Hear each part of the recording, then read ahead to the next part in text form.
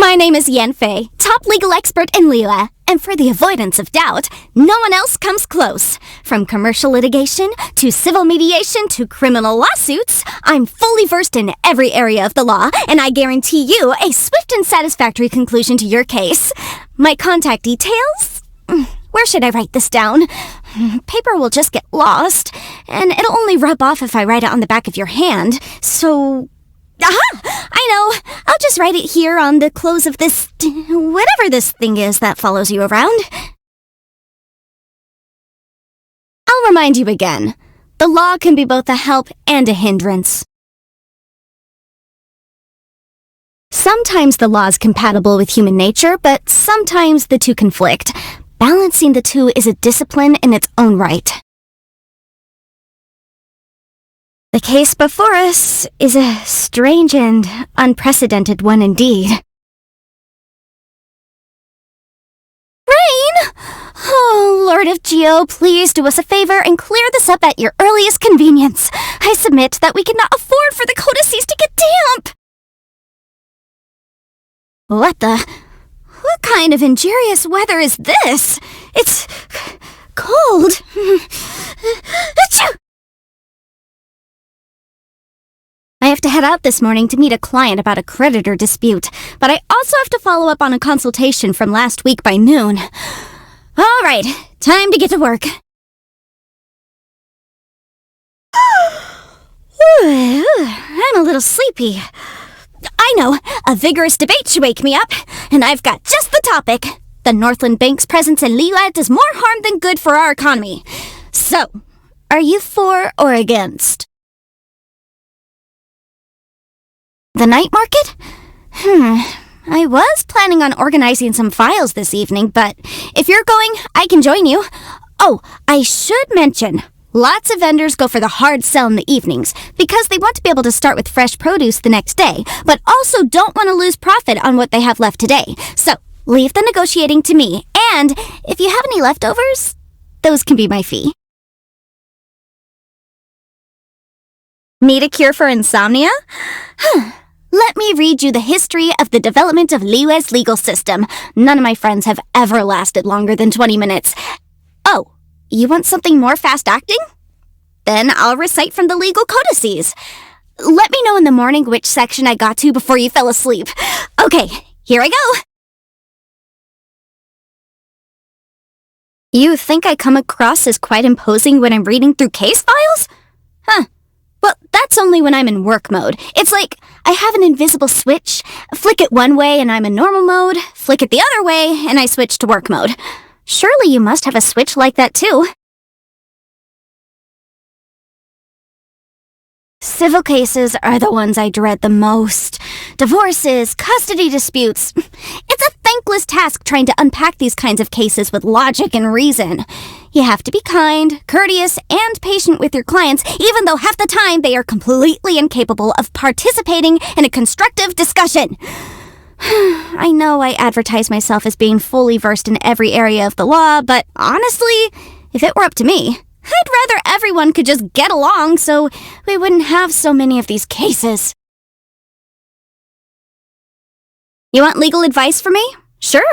For legal opinions, I charge a flat rate of 6,000 mora. For advisory services, my hourly rate is 180,000 mora. And for commercial law, I charge 710,000 mora per case. Final quote and commission rate depending on the details of your case. Not a bad deal, right?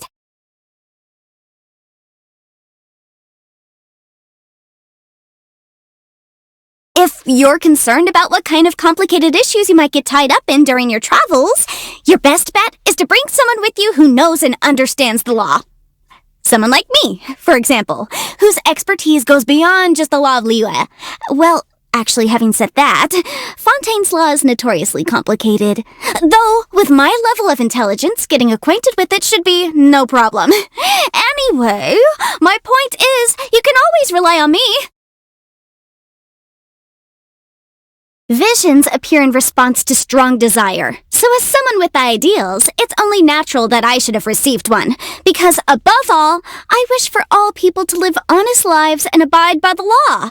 But some people will always insist on playing by their own rules and causing havoc for everyone else. Those people can expect to be prosecuted so hard they won't know what hit them. This steelyard balance was a gift from my father. It weighs objects to determine their value.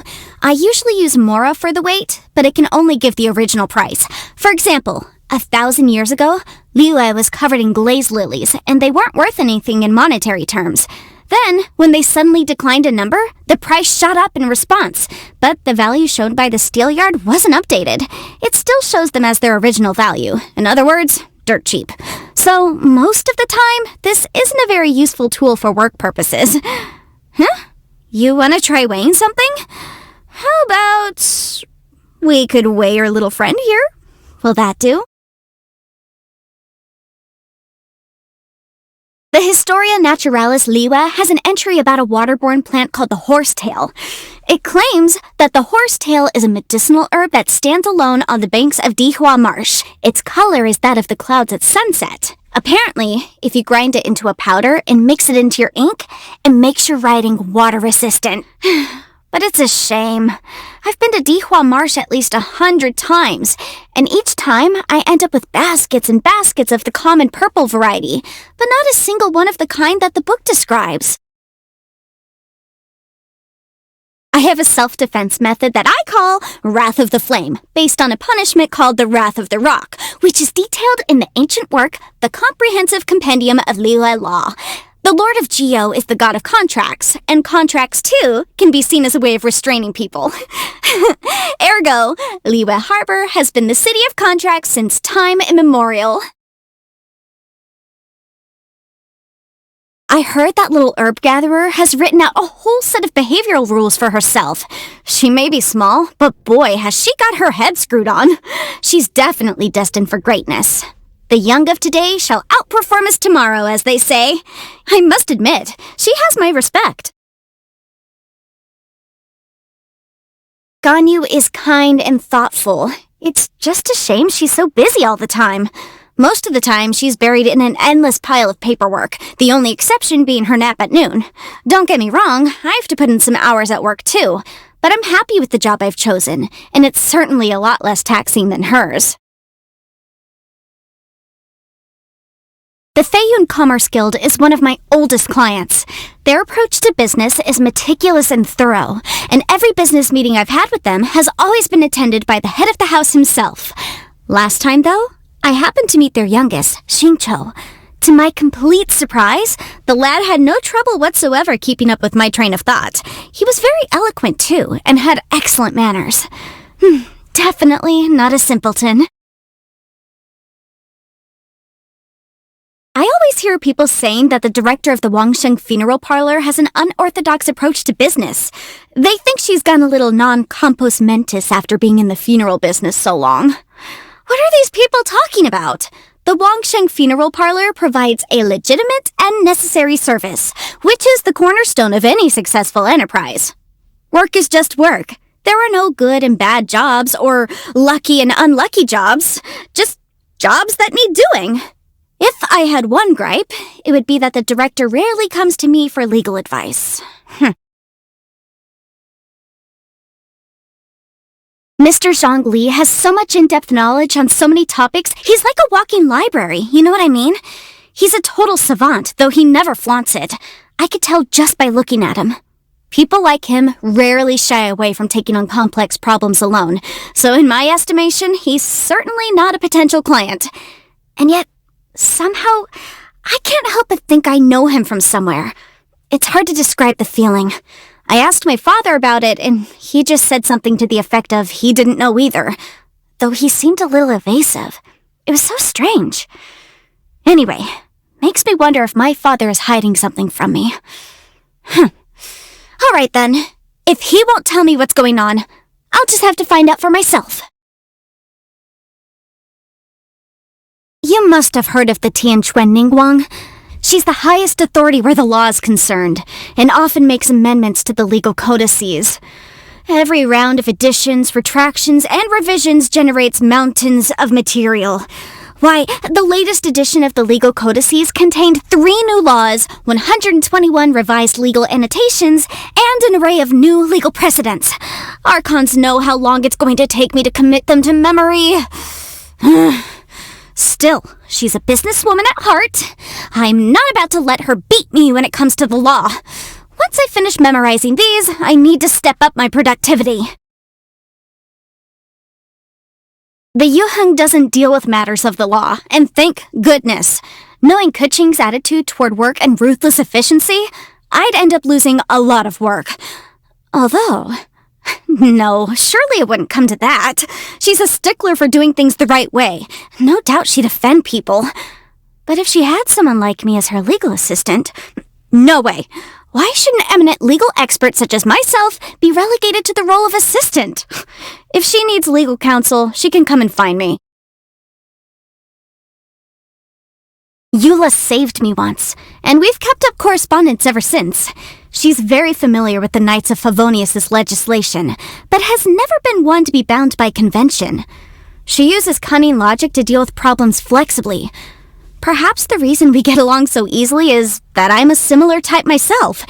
Still, I'll never acquire that carefree spirit of hers.